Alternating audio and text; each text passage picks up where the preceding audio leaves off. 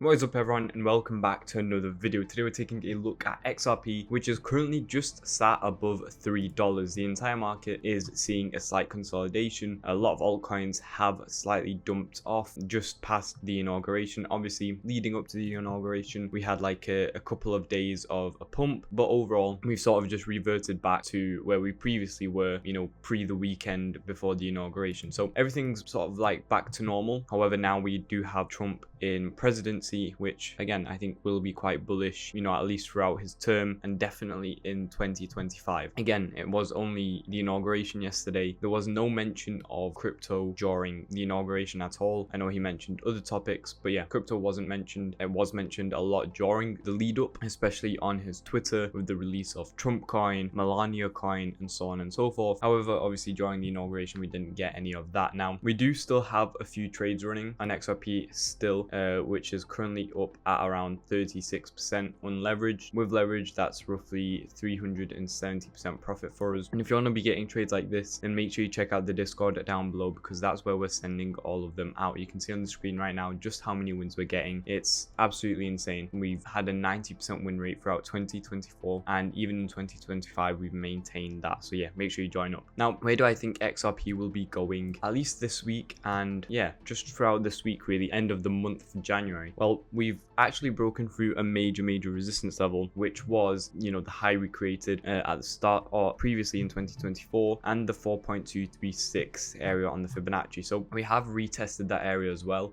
So overall, the fundamental technicals do look quite good. We've gotten a breakout, a retest, and now it looks like we could just keep on heading up. There is obviously a few rumors with XRP that it could be used for the national debt, and it could be used for other transactions in the USA, which is all very bullish news. Yeah, I mean, there are lots of rumors surrounding XRP now that Trump is in office, and it will be very interesting to see how that plays out. Obviously rumors are usually just rumors, and but it will still be quite interesting. Trump even has his own coin now, so maybe that will come into play as well for the government. I think Trump's company was also purchasing Ethereum and .eth domain, so maybe we'll see Ethereum come into play, Bitcoin as well, again the main cryptocurrency. So yeah, lots and lots of speculation with him in office. So yeah, it's gonna be a good time. Now, as for the trade, we do have stops set to the bottom here of this support zone, so at 23%. Again, will be like 250% profit for us, so we don't mind if that gets hit. Obviously we want to keep the trade running. We have taken profits once right here at 20% for like 200% profit. So yeah, the trade's 100% profit guaranteed. We didn't even go into any drawdown really. I think the max drawdown we went in was like 0.5%, if that. So yeah, really good trade thus far, and it's usually best to let these trades ride out, especially XRP, now that it has the momentum and it has a good leader behind it in the form of Trump, because this is like a sort of like a national currency, I'd suppose, rather than a cryptocurrency. It's used for transactional payments, and the main reason why it was kept down for so long was because of the government and the SEC. But now that we have a government that promotes cryptocurrency and is for cryptocurrency, they should be able to provide some sway for these cryptocurrencies against the SEC. So yeah, that will be very good to see. Now I think anything is possible with XRP, obviously within limitations of the market cap. I still think we can easily get to $5, maybe 6, 7, maybe even double digits soon enough, especially if it starts to be used for government purposes. Now, another thing we need to take a look at is obviously Bitcoin dominance, and yesterday, whilst dominance was slightly dropping off, it has actually picked back up today. It's up 1.5%, and we really need it to not break above this high, because if it breaks above this high, then it will not be good for altcoins. We need it to really start dumping. Again, nobody really controls Bitcoin dominance apart from everyone investing in crypto. If they invest in altcoins, then dominance drops, but if they continuously invest in Bitcoin and take money out of altcoins, then dominance goes up. So yeah, when we start to see dominance dropping, that's when you'll start to see altcoins really pumping up, and until then we won't really get an alt season. So I think alt season is at least a minimum of 1 month away. That is not to say that after the month we'll be in an alt season, it's just to say we're at least a month away, because if we take a look at the chart here, you'll see from a similar level it took us 1, 2, 3 candles, and each candle represents a week for us to actually reach the support level here at 2.6k. And these candles weren't small candles either. They were very large candles. We got a 3% move here, we got a 8% move here, so very large candles. So it will take at least 1.5 months for us to actually come down to support and to see altcoins rally, and that's if we drop.